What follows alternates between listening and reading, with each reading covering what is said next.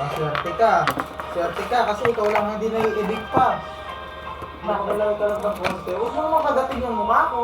Baby? Eh, pag naging lumakit na, ayaw rin makinig yun eh. Kaya nga, pag lumaki-laki ka pa, may edit ka na din.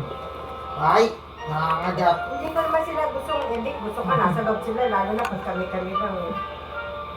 Kaya lang eh. Kaya eh, ang tagal nila nakasambay sa labas.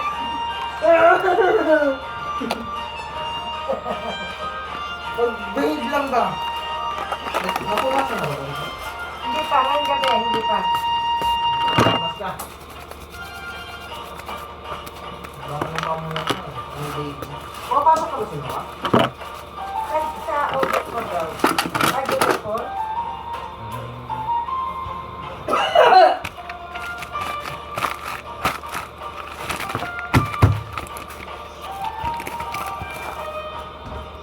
Ba. Hindi ka lang po na.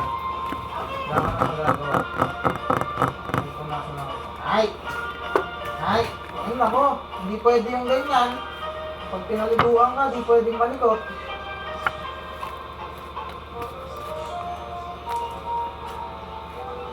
Malikot ka. August 4, uwi kang Japan eh, no?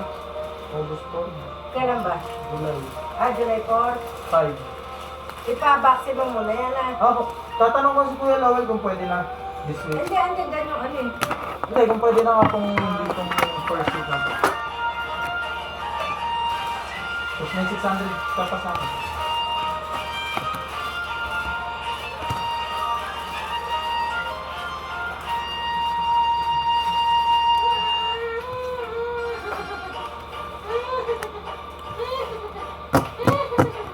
Ano? Galit kaya. Hindi, pati ko na sila pinapas. Pero di ba kapos sila inumpasahan, pero dalawang araw na kalakon eh. Hindi sila. Oo, boss eh. Hindi, kaya ako naman sila ng TS. Makulimlim, hindi mainit sa labas. Kanina, bigla-bigla ako na po sa... Hindi, kaya sabi ko, sige, kaya, pwede pa ako.